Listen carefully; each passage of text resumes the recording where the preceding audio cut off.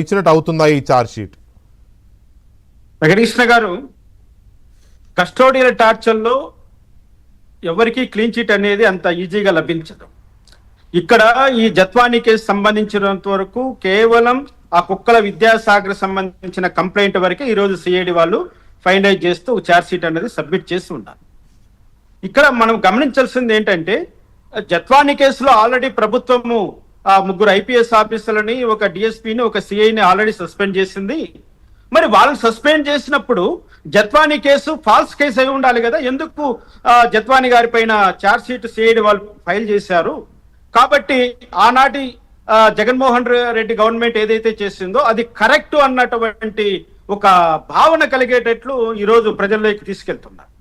కానీ ఒకటి ఇక్కడ గుర్తుపెట్టుకోవాల్సింది ఒకటి ఉందండి. మీరు అన్నారు కదా, ఏ కేసుకి ఆ కేసు సపరేట్. ఎస్, ఇక్కడ జత్వానీ గారి పైన రిజిస్టర్ అయినటువంటి కేసు సపరేటు, అదే విధంగా పోలీసు వారి పైన రిజిస్టర్ అయినటువంటి కేసు అది సపరేట్. ఇక్కడ జత్వానీ గారి పైన ఏ సాక్ష్యాధారాలు అయితే వాళ్ళు పెడతారో అది కేవలం ఈమె అతన్ని బ్లాక్మెయిల్ చేసిందా, లేకపోతే ఎక్స్టార్షన్ చేసిందా, లేకపోతే మనీ లాగిందా అన్న వరకే వాళ్ళు విచారణ చూస్తారు.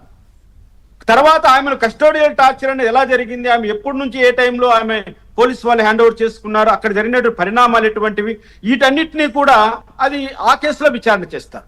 కాబట్టి ఏ కేసుకి ఆ కేసు సపరేట్ గా విచారణ చేస్తారు. కాబట్టి ఈ క్రిమినల్ లా కూడా ఆ విధంగానే చెప్తుంది. కాబట్టి 2 కేసులను మెర్జ్ చేయమని హైకోర్టు కానీ సెషన్స్ కోర్టు కానీ ఆర్డర్స్ పాస్ చేసే వరకు ఏ కేసుకి ఆ కేసు సపరేట్ గానే ఇన్వెస్టిగేట్ చేయాలనేది క్రిమినల్ రూల్స్ ఆఫ్ ప్రాక్టీస్ కానీ క్రిమినల్ ప్రొసీజర్ కోడ్ కానీ నిర్దేశన చేస్తున్నాయి. అటువంటి సమయంలో ఇప్పుడు జత్వానీ కేసులో ఛార్జ్ షీట్ వేశారు. జత్వానీ కేసులో ఛార్జ్ షీట్ ఒక్కసారి మనం పరిశీలిస్తే మనం ఇప్పుడే ఏం చెప్పకూడదు వెంకటకృష్ణ గారు, ఎందుకంటే కేవలం కంప్లైంట్ అయినటువంటి కుక్కల విద్యాసాగర్ గారు ఏది చెప్పుకుంటా వచ్చిస్తున్నారో దానికి ఒకదానికి ఒకటి పొంతం లేకుండా ఉంది. ఇంతకు ముందే మన సోదరుడు చెప్పాడు. అసలు 2013లో అంటే ఇది స్టోరీ స్టార్ట్ అయింది 2012లో. అది ఎంత డ్రామాటిక్ గా ఉందంటే, ఎక్కడో ఫోన్ అదేదో ఫంక్షన్ లో ఫోన్ పోయిందంట, ఈయన ఫోన్ తీసుకొని కాల్ చేసిందంట, ఆ రోజు నైట్ హోటల్కి వెళ్ళిపోయారట. ఎంత ఎంత డ్రామాటిక్ గా, ఎంత సినిమాటిక్ గా ఆ నటన సాగిందో జరిగింది. 2012లో జరిగింది. 2024లో కేసు పెట్టారు. రమారమి 12 ఏళ్ళు, అంటే వనవాస కాలం అయిపోయిన తర్వాత.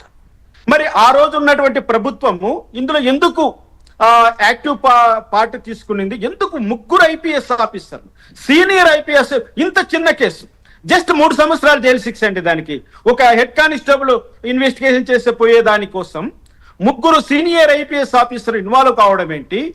ఎక్స్చెక్కర్ నుంచి, గవర్నమెంట్ ఫండ్స్ నుంచి బాంబేకి విమానం టికెట్లు ఖర్చు పెట్టుకోవడం ఏంటి? వాళ్ళ కోసం లక్షల రూపాయలు ఖర్చు పెట్టడం ఏంటి?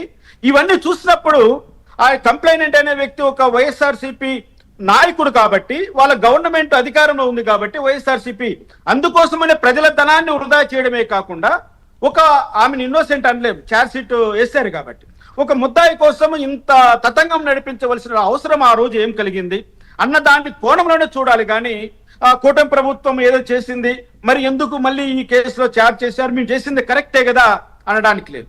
ఇక్కడ వాళ్ళకు లభిస్తున్న ప్రాథమిక సాక్ష్యాధారాలు ఏంటి? బ్యాంక్ ట్రాన్సాక్షన్స్ ఉన్నాయి. ఓకే, ఇక్కడ ఒకటి గమనించుకోవాలి, మా లాయర్ గారికి బాగా తెలుసు. బ్యాంక్ ట్రాన్సాక్షన్ అనేది ఎవరైనా మనీ ట్రాన్సాక్షన్ చేస్తాం. ఒకవేళ జత్వానీ గారు ఆమె తల్లి అకౌంట్ లో, పైగా ఆమె అకౌంట్ లో 50,000 కనపడుతుంది. ఆ 3,80,000 రూపాయలు అనే ట్రాన్సాక్షన్ కూడా వాళ్ళ తల్లి అకౌంట్ లో కనపడుతుంది. మరొకసారి వాళ్ళ బ్రదర్ అకౌంట్ లో కనపడుతుంది. మరి వాళ్ళిద్దరిని ఇక్కడ తీసేశారు. అసలు అది కాదు నాకు అర్థం కాని విషయం ఏంటంటే, కుక్కల విద్యాసాగర్ అకౌంట్ నుంచి వాళ్ళ అకౌంట్కి డబ్బులు వెళ్ళాయి. ఎవరు వేశారు వాళ్ళ అకౌంట్కి డబ్బులు? విద్యాసాగరే వేశాడు కదా. ఎందుకు వేశాడు? ఎవరేమన్నారు? మరి తొలినాడే ఆనాడే ఎందుకు కంప్లైంట్ చేయలేదు? ఒకటి. రెండవది, ఆమె ఇప్పుడు మీరు ఇందాక అన్నది పాయింట్, ఛార్జ్ షీట్లో రాసిన ప్రకారం వీళ్ళు ఎక్కడో పబ్లోనో ఫంక్షన్లోనో ఆమె ఈయనకి కనపడింది. కనపడగానే నా ఫోన్ పోయింది, ఫోన్ ఇవ్వమంటే ఏదో ఇచ్చాడు, మాట్లాడుకున్న తర్వాత పరిచయం అయింది, హోటల్కి వెళ్దాం పదా అని వెళ్ళిపోయారు. అప్పటికప్పుడే ఆ గంట మరి అరగంటలోనో వెళ్ళిపోయారు, హోటల్కి వెళ్ళిపోయారు. అంటే మనోడు అంత స్పీడా, ఆమె అంత స్పీడా, మనకు అనవసరం. ఓకే, అది అయిపోయింది.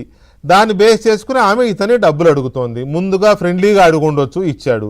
తర్వాత ఎక్కువ అడిగింది, ఇవ్వడం ఇష్టం లేక ఇవ్వలేదా? ఇచ్చే ఇవ్వలేదా ఆధారాలు లేవని ఛార్జ్ షీట్లో ఉంది మరి ₹1,00,00,000 1,20,00,000 ఆమెకు మనం ఏమీ క్లీన్ చిట్ ఇవ్వట్లా. ఆమె డబ్బులు అడగలేదని మనం చెప్పడంలా, ఆమె డబ్బులు బ్లాక్మెయిల్ చేయలేదని మనం అనడంలా. ఏదైతే అది కోర్టు తెలుస్తుంది, పోలీసులు తెలుస్తారు. కానీ ఎంతమంది అప్పులు ఎగ్గొడితే, ఎంతమందిని డబ్బులు డిమాండ్ చేస్తుంటే, ఎంతమంది ఇలా బ్లాక్మెయిల్ చేస్తుంటే పోలీసులు ఇలా వెళ్ళి ఎత్తుకొస్తున్నారు, ఇలా తీసుకొచ్చి గదిలో పెట్టి కొట్టి డబ్బులు ఇప్పిస్తున్నారు.